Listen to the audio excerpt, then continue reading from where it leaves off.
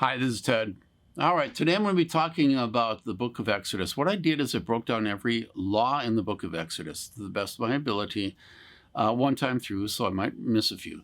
But the reason I did this is because years ago I began realizing that some of the stuff that I believed that were important in the Bible were not considered as important as other things by other Christians. And so I began wondering, now, am I missing it, or are they missing it, or are any of us missing it? Because we tend to see what we think is important and read that into the Bible. So we'll see things, whoa, that the Bible says this, you shouldn't do this, or you should do this, and whoa, and it's big. And Jesus saw that happening in his day with the religious leaders who tithed and were very, very exact in how much you tithe. And Jesus says, no. You got to do these things, but that's not what's important. What's most important is justice, mercy, and faithfulness. Those are more important. Those are the weightier matters of the law. You're so focused on these things, which are less important. You shouldn't ignore them, but you're out of balance. So I wanted to know, what then does the Bible say? What is the weightier matter of the law? And so I created this Excel spreadsheet. I did not create a sheep, I promise you.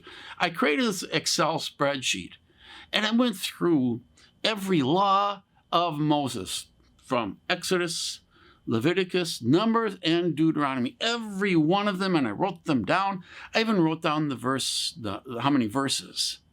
See, the verses were created thousands of years after the commands were made, so they're not that important. But what is important, are all the laws, the commands. There might be 2 or 3 commands within one verse. And so that's the first number that I have, is the total number of verses. You can just dump them. But the total number of laws are important.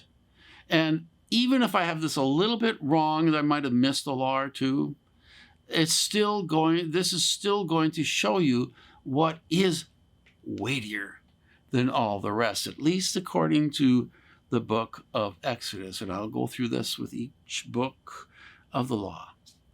I will also focus on the prophets, because the prophets spoke out against Israel at a time right before the fall of the country, because they neglected or did things they shouldn't. So what did they neglect? What should they have done? So I'll go through the prophets as well in the northern part of Israel when that fell. I haven't yet gone through the southern prophets, speaking to the southern Israel, Judah, warning them. I haven't gotten to that yet because I haven't broken it down yet. So let's break this down. In this first line, I have Exodus. That's the book we're dealing with. All right, and if you go across, you'll see rank verses. This is the rank. This is the where they belong in the ranking system. So number 1 would be the most important. And then I break it down accordingly. I will have another section where I will put them in order for you, just to make it a little easier. So I have the total amount of verses and commands. Then I have all the chapters. If you will look in the next line, total per chapter, I will say how many laws are in each chapter. And you'll see some of these chapters I didn't write down any number, because if you have commands to Moses, these are not weighty matters for us. It's for Moses. These are weighty matters for Moses. Building a tabernacle. We don't build tabernacles. If you do, go ahead, read the chapters 25 through 27 and build your tabernacle, okay? When you're dealing with priests, these things are not weighty matters for us for today. So I don't need to look at those, and I didn't bother with those. I did, however, anytime he's talking to the people, then I break it down. The next section I have is the historical introduction. There's a couple times where this is used. For example, Egyptian bondage. God says, I am the God who delivered you from Egypt as a slave. I am the God who delivered you from Egyptian slavery. You shall have no other gods before me. Period. See, that's an historical introduction. And he does that about Egyptian bondage and anything else he may have done. Let's see what's under the red little section. It says, don't have other gods. In Exodus, I am the God who gave you life. So not only did I deliver you from Egyptian bondage, but I gave you life. So for those two reasons, you belong to me. In this whole next section, we're dealing with relationships, and I will break those down a little later in order of importance. The next section is the calendar, which is not important for us Gentile Christians of today. Then there's worship. If you notice, the majority of worship had to deal with sacrifice in the book of Exodus.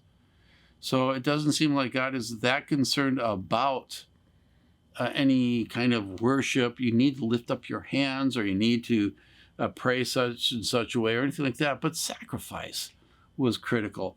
That is not important to us today, except to know that Jesus is our sacrifice. And that is important to know. And learn how and why and what he did on the cross for us to take care of sin, so that sin no longer needs to rule over us. Finally, in that section, tithing was brought up. If you want to give for the temple, please do. That's as far as it went in the book of Exodus. Then foods, different laws about foods. And finally, laws about words you say. So don't mention other gods, he says. All right, let's break this down in order of importance. What was the heavy matter of the law in Exodus? And we're going to see this also in the next 3 books. All right, here's the list. I don't need to go through everything because I just don't have time, and you're going to get kind of bored just listening to me. So if you want to read it and read through it, you'll be able to get a general idea of what was important in the book of Exodus. And of course, the most important thing is no other gods. He talked a little bit later on down in the list about don't even bring up their names. A lot of the other things have to do with dealing with your neighbors, dealing with people you live with, dealing with people who work for you. In those days, they had slavery, so dealing with slaves. But dealing with those people, it's important how you deal with them. I suppose if I could summarize it all, I would say, love God and love your neighbor. And I think Jesus saw very clearly a great summary of the law, what it meant, and where it was going, and what was important within the law of Moses. This is Ted.